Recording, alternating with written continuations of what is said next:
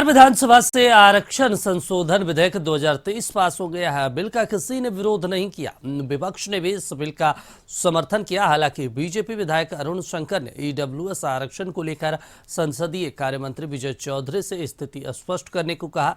इतना ही नहीं, उन्होंने आरक्षण की सीमा 79% बढ़ाकर करने की मांग की, जिस पर मंत्री ने साफ कर दिया कि ईडब्ल्यूएस आरक्षण लागू रहेगा। इस बिल के पास होने के बाद नीतीश सरकार ने एक इतिहास रच दिया। इसका नजारा विधानसभा में भी देखने को मिला।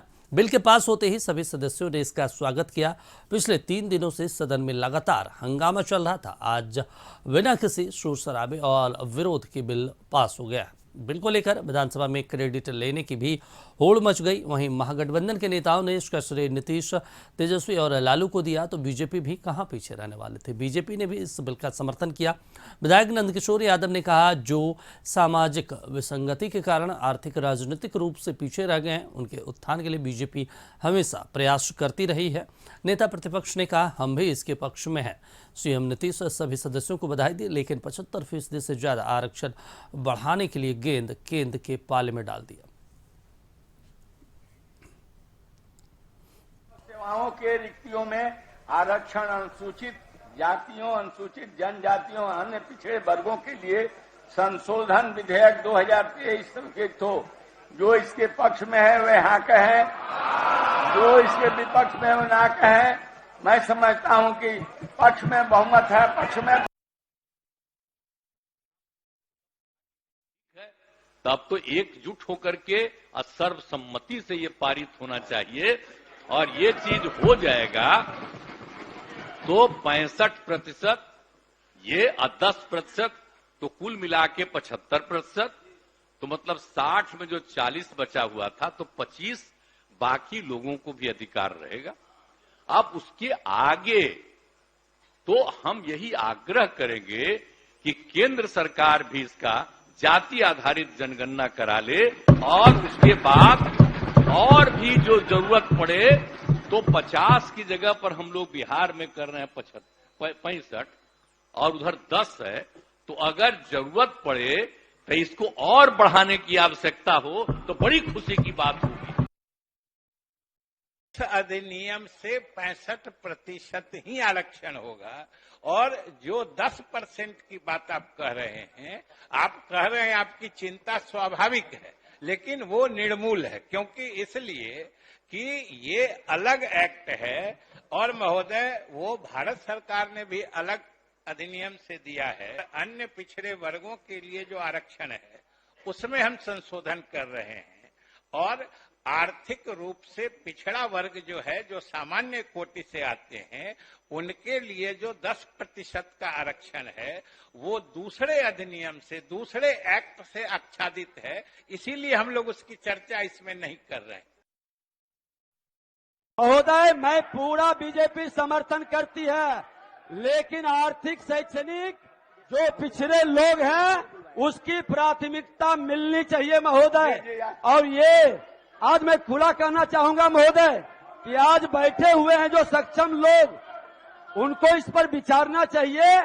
और हमारा तो हमेशा नियत रहा कि गरीबों के हित का उत्थान कल्याण महोदय, उसके पक्ष में हम हमेशा खड़े रहे हैं। ये एक तरफा क्रेडिट लेने का, चुनावी राजनीति खेल खेलने का वातावरण नहीं बनाए। कानून के लागू होने के पहले से ही हम ओबीसी समुदाय के लिए लगातार काम करते रहे हैं और हमारी सरकार ने जो समाज के कमजोर वर्गों के लिए काम किया है उसकी कोई गिनती नहीं हो सकती है महोदय। इसीलिए भारतीय जनता पार्टी ने, भले ये प्रस्ताव आज जो हमारे विपक्ष में बैठे उनकी ओर से आया होगा, लेकिन चूंकि ये प्रस्ताव समाज के हित में है, पिछड़े वर्ग को हित में है, पार्टी इस प्रस्ताव का पूरा समर्थन करती है, सर्वसम्मति समर्थन करती है। और हमारे सहयोगी अवनीश न्यूज रूम से सीधे लाइव जुड़ गए हैं। अवनीश, बिहार विधानसभा से आरक्षण संशोधन विधेयक तो पास करवा दिया गया है।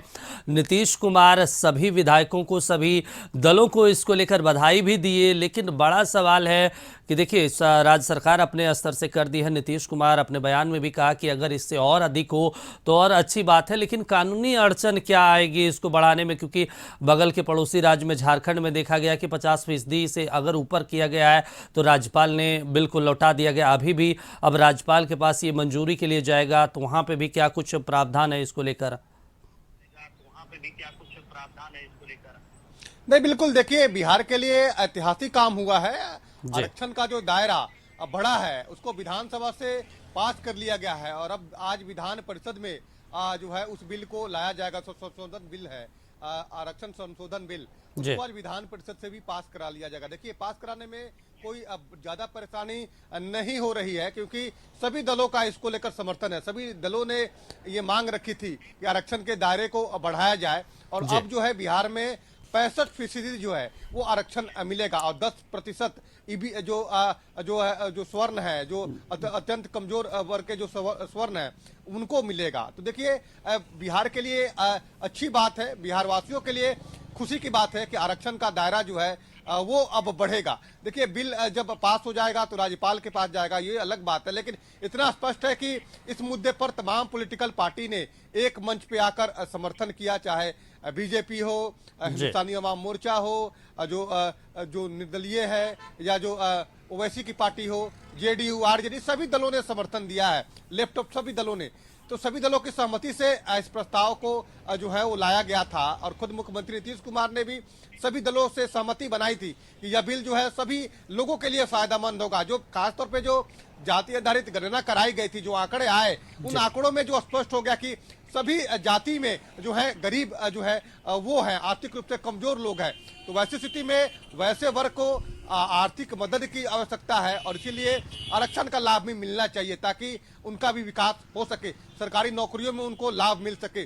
तो जो बिल है विधानसभा से पास हो गया है, विधान परिषद से आज पास होगा और अब जो है राज्यपाल के पास जाएगा, उसके बाद जो है केंद्र के पास भी ये मामला जाएगा। देखिए, सबसे खास बात यह है कि इस बिल को लेकर सरकार की एक मंशा भी थी, सरकार काफी दिनों से ये प्रयासरत भी थी कि इस बिल को लाया जाए ताकि समाज में एक अच्छा संदेश जाए। और देखिए, आने वाले समय में लोकसभा का चुनाव भी है और चुनाव के दृष्टिकोण से अगर देखा जाए तो तमाम पॉलिटिकल पार्टी की एक तरह से रणनीति होती है कि कैसे लोकसभा चुनाव में जनता के बीच में जाया जाए, तो जनता के मुद्दों को जनता के बीच में बताया जाए। तो मुझे लगता है कि ये आरक्षण संशोधन जो बिल है जो लाया गया है, इसको लेकर महागठबंधन जनता के बीच में भी जाएगी, जनता को बताएगी भी कि हमने ये जो है ऐतिहासिक काम किया है और पूरे देश में इस फॉर्मूले को लागू करने चाहिए क्योंकि बिहार ने जो पहल की है उसका असर देखिए बिहार पूरे देश में जरूर होता है।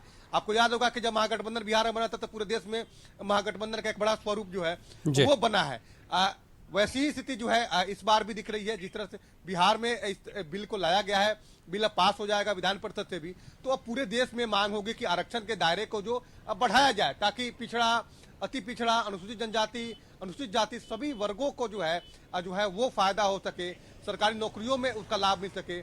हमें लगता है कि ऐतिहासिक काम है और इसको लेकर तमाम पॉलिटिकल पार्टी एक मंच पर आकर उन्होंने समर्थन दिया है। ये ऐतिहासिक काम बिहार की सरकार ने किया है। अवनीश, एक और बड़ा सवाल है, कल नीतीश कुमार जब विधानसभा में बोल रहे थे उन्होंने एक बार फिर केंद्र के पाले में दे दिया कि अगर बिहार को विशेष राज्य का दर्जा मिल जाता तो यहाँ विकास हो जाता। लेकिन आवाम के मन में एक चिंता तो है कि 30-35 सालों से तो आप ही दोनों सरकार चला रहे हैं, फिर स्थिति जब सुधरी नहीं तो विशेष राज्य का दर्जा लेके आप कौन सा विकास कर लीजिएगा इस बिहार का?